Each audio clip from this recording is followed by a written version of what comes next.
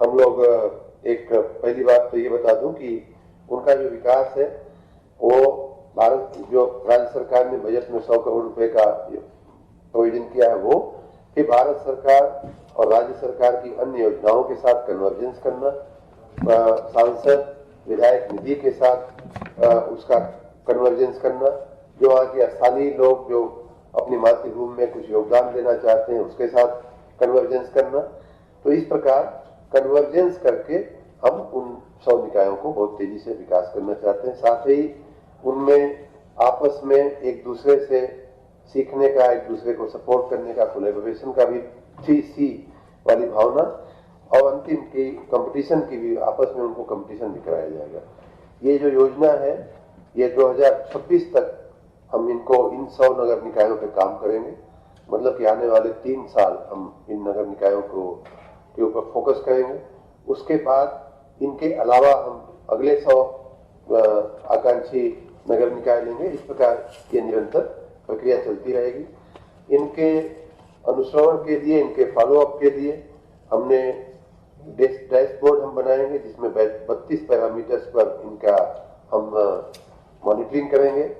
राज्य स्तर पर चीफ सेक्रेटरी की अध्यक्षता में एक कमेटी होगी, जिला स्तर पर जिला अधिकारी की अध्यक्षता में एक कमेटी होगी, और विभाग के स्तर पे हमारा भी उसमें पर्यवेक्षण होता रहेगा।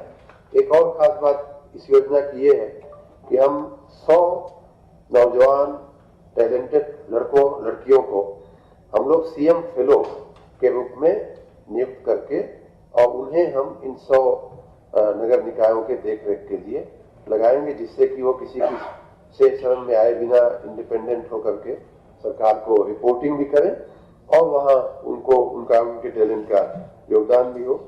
कुल मिलाकर के इनके 20,000 से 1 लाख वाले निकायों को हमने प्रथम उसमें लिया है। होलिस्टिक डेवलपमेंट का हमारा इरादा है और उसमें विशेष रूप से ईज ऑफ लिविंग को हम कैसे ठीक करें और आपस में, जैसा मैंने कहा कि कोलैबोरेशन और कंपटीशन दोनों की भावना उनके अंदर हम कैसे जगावें जिससे कि पैसे का बेहतर उपयोग हो सके।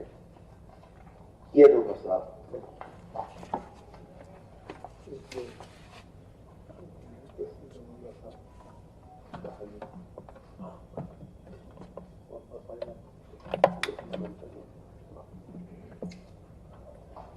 बहुत बहुत धन्यवाद शर्मा जी।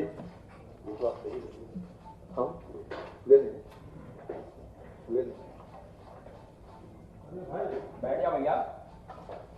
आज की प्रेस वार्ता में जैसा कि बताया गया कुल 19 प्रस्ताव आए थे, जिसमें कुछ प्रस्तावों पर मैं आपका ध्यान आकर्षित करना चाहता हूं। जनपद गोरखपुर में उत्तर प्रदेश विशेष सुरक्षा बल दूसरी वाहिनी की स्थापना हेतु आवासीय और अनावासीय भवनों का निर्माण कार्य की आज मंत्री परिषद के द्वारा स्वीकृति दे दी गई है। इसमें 431 करोड़ 70 लाख 26 हजार रुपए का प्राविधान किया गया है, जो मंत्री परिषद के द्वारा अनुमोदित किया गया। इनमें से खासतौर से आवासीय भवन ये 255 लाख 23 हजार 255 करोड़ 23 लाख 7 हजार रुपया और 176 करोड़ 47 लाख 19 हजार रुपए का अनावासीय भवनों के लिए क्वांटिफाई किया गया है। इस पर माननीय मंत्री परिषद की सहमति आज मिल गई। साथ ही साथ इसी क्रम में एक पीएससी वाहिनी की स्थापना के लिए भी आवासीय और अनावासीय भवनों के निर्माण की व्यवस्था शामली में की गई है।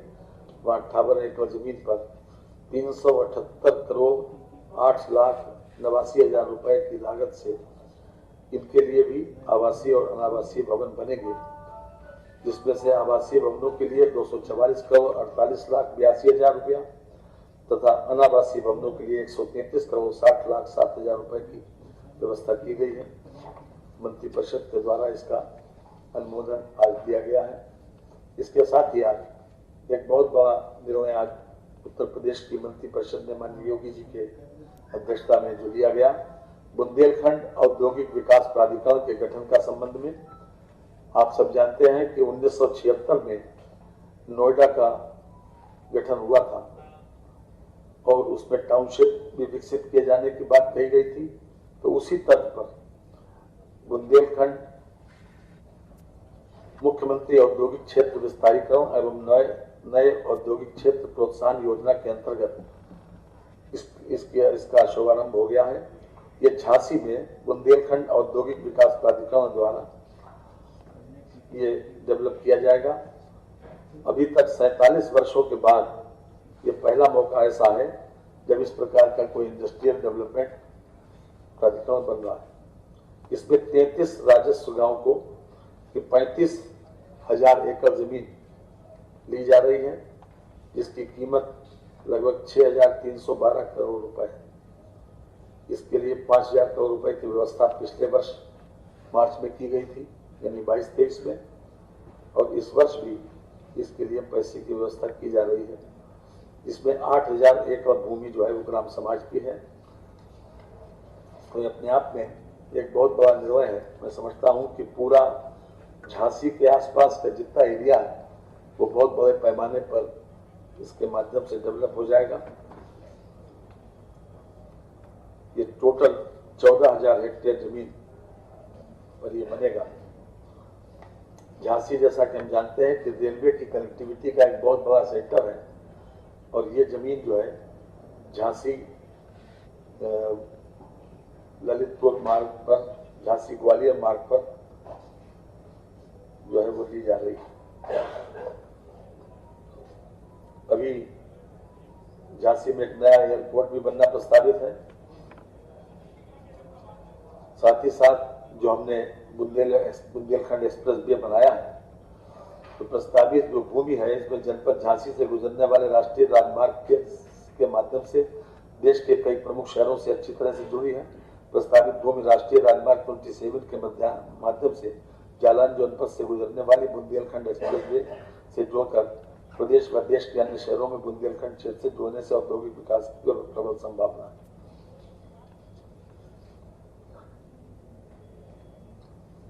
ये अपने आप में एक बड़ा निर्णय है। मैं समझता हूँ कि प्रदेश के विकास में भी ये बहुत बड़ा योगदान करेगा। हमने $1 ट्रिलियन इकोनॉमी बनाने का जो संकल्प लिया है वो भी इसके माध्यम से उसको भी अचीव करने में हमको सफलता मिलेगी। किसका? इंडस्ट्रियल लैंड यूज क्या सवाल है कि जब उसी पर्पस के लिए ली जा रही है, इंडस्ट्रियल डेवलपमेंट के लिए ली जा रही है, नोएडा की तर्ज पर वहां पर अभी एक्वायर की गई। अभी तो लैंड यूज वैसे है कृषि वाला, लेकिन जे कि उसमें इंडस्ट्रियल डेवलपमेंट के लिए किया जा रहा है, उसमें वो सारी व्यवस्था होगी, टाउनशिप भी होगी। आज पर्यटन विभाग के द्वारा भी जो पहले भी हमने जो घाटे में चल रहे थे निगम, उनको पीपीपी मॉडल के ऊपर डेवलप करके जनता की सुविधा के लिए खोले गए हैं। इनमें से 5 का फाइनल आज हो गया, जिसमें गोकुल रेस्टोरेंट मथुरा,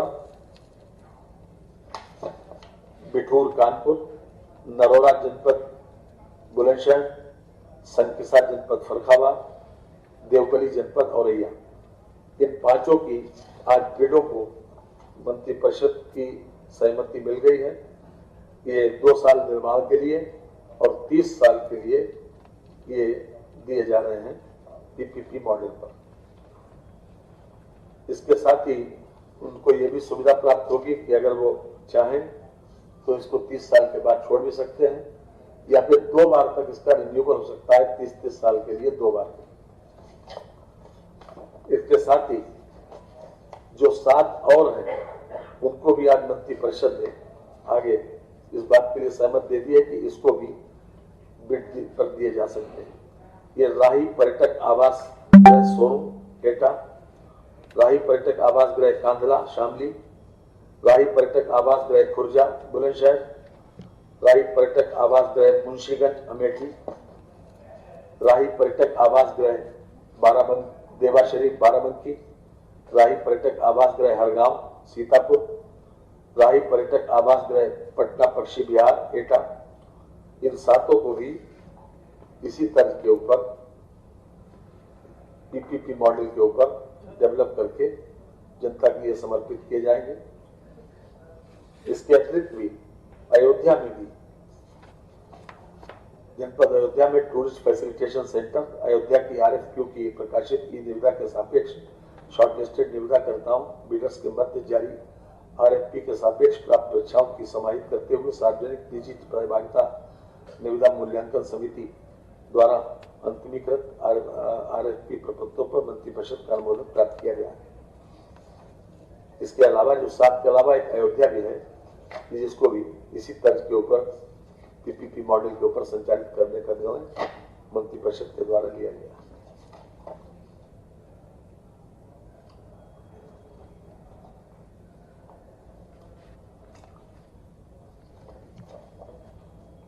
जनपद प्रतापगढ़ के अंतर्गत विधानसभा क्षेत्र कुंडा विकासखंड कुंडा में गंगा नदी घाट पर सेतु पहुंच मार्ग अतिरिक्त पहुंच मार्ग और सुरक्षात्मक कार्य हेतु पुनरीक्षित लागत 252 करोड़ 50,62,हजार रुपए की स्वीकृत मंत्रिमंडल के द्वारा दी गई है। ये पहले इसमें बहुत थोड़ा सा इजाफा हुआ है, इसलिए ये मंत्रिपरिषद के सामने आज लाया गया। मात्र पहले था इसका जब ये परियोजना स्वीकृत हुई थी 19/11/18, आज 99% परियोजना पूर्ण हो गई। पहले इसका लागत थी 248 करोड़ 89 लाख रुपए की मूल लागत थी।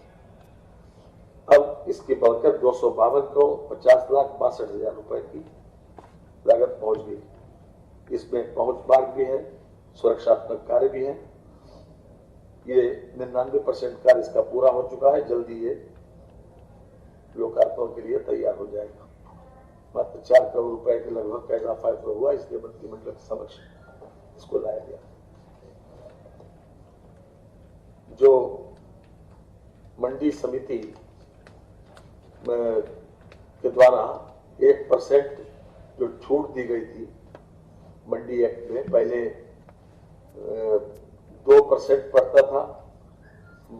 उत्तर प्रदेश कृषि उत्पादन मंडी अधिनियम 1964 की धारा 17 के खंड 3 के उपखंड खा के द्वितीय प्रभुत्व के अधीन समाधान योजना, उसके तहत वर्ष 22-23 के लिए यह समाधान योजना लागू की गई है।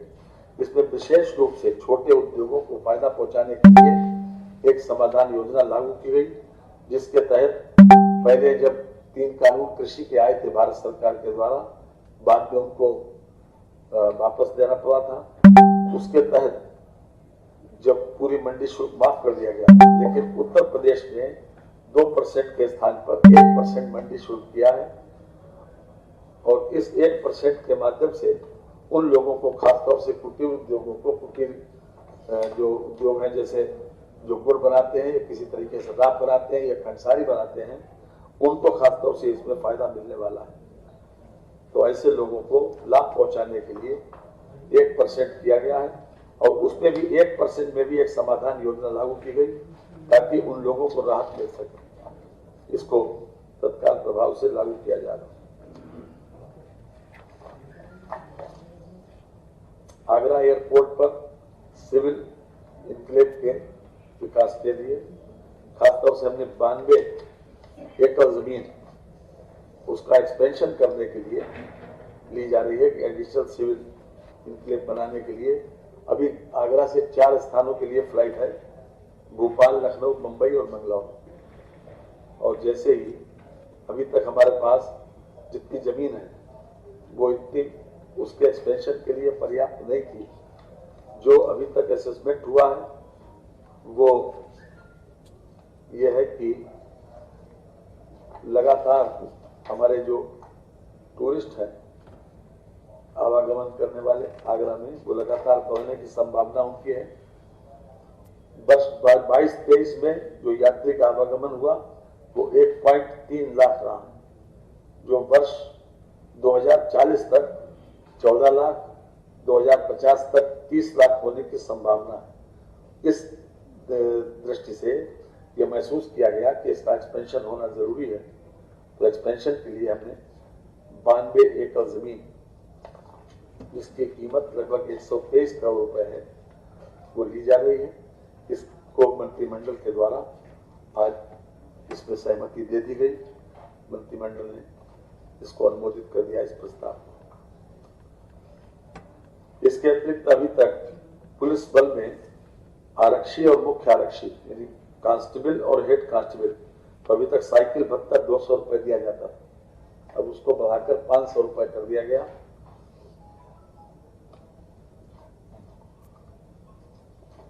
इस पर भी मंत्रिमंडल की आज सहमति मिल गई। इसके अलावा जनपद संबल की इसमें भी अभी तक संबल में पुलिस लाइन की व्यवस्था नहीं थी, तो पुलिस लाइन की व्यवस्था आवासीय और अनावासीय भवनों का निर्माण, इसके लिए भी आज मंत्रिमंडल के द्वारा सहमति दे दी गई, जिसमें 372 करोड़ 17,47,000 रुपए की स्वीकृति मंत्रिमंडल के द्वारा दे दी गई। जनपद औरैया 1997 में यह जनपद बना था, लेकिन अभी तक पुलिस लाइन की व्यवस्था नहीं थी। जनपद औरैया में भी आज पुलिस लाइन के लिए आवासीय और अनावासीय भवनों के लिए, और खास तौर से मुख्यमंत्री जी ने इसमें यह भी कहा है कि इनमें 3 चीजों की व्यवस्था और होगी कि जो एक तो पुलिस लाइन में एक शहीद स्मारक, एक म्यूजियम और एक पार्क की व्यवस्था, ट्रैफिक पार्क। ये अपने आप में जो प्रस्ताव आया था उसमें ऐड किया गया खास तौर से, क्योंकि पुलिस लाइन में जितने भी हमारे समय समय के ऊपर पुलिस बल के जवान किसी न किसी रूप में शहीद होते हैं, या फिर हमारे सामने जो म्यूजियम का विचार है, तो म्यूजियम के लिए भी किस प्रकार की कब क्या किस प्रकार की हमारी यूनिफॉर्म थी, किस प्रकार के असला थे, तो एक छोटा सा म्यूजियम और एक छोटा सा शहीद स्मारक, और खास तौर से ट्रैफिक पार्क भी वहां पर, ताकि बच्चे कभी दिखाने के लिए, नई पीढ़ी को जानकारी के लिए भेजने के लिए उनको भी जानकारी हो सके। इन सब चीजों की व्यवस्था भी जो प्रस्ताव आया था उसमें जोड़ा गया। इस प्रकार से आज संबल और उसके लिए व्यवस्था की गई है। इसके अतिरिक्त जनपद लखनऊ में वीरांगना ऊदा देवी महिला पुलिस बटालियन की स्थापना के लिए आवासीय अनावासीय भवनों के निर्माण की स्वीकृति आज मंत्रिमंडल के द्वारा प्रदान की गई है। यहीं सरोजनी नगर में लगभग 341 करोड़ रुपए की लागत से और 313 करोड़ रुपए की लागत, ये भी अपने आप में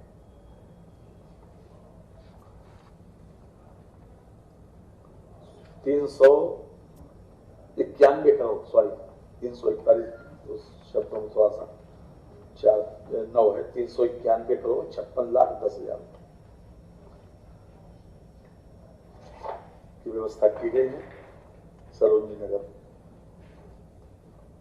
ये विशेष सुरक्षा बल जो भी दूसरी वाहिनी गोरखपुर की बात हुई थी, तो पहली वाहिनी का लखनऊ में उत्तर प्रदेश सुरक्षा बल पहली वाहिनी विशेष सुरक्षा बल की स्थापना है, तो आवासीय भवनों का निर्माण, इसके लिए 341 करोड़, तथा जनपद लखनऊ में ही उत्तर प्रदेश विशेष सुरक्षा बल पहली वाहिनी विशेष सुरक्षा बल स्थापना का अनावासीय भवनों का निर्माण, यानी कि एडमिनिस्ट्रेटिव ब्लॉक वगैरह, ऑफिस वगैरह, इसके लिए कुल 313 करोड़ 71,89,000, दोनों मिलाकर जो पहली वाहिनी के ऊपर जो खर्चा आएगा आवासीय और अनावासीय के लिए, वो 655 करोड़ 41,98,000 मंत्रिमंडल के द्वारा इसको सहमति प्रदान की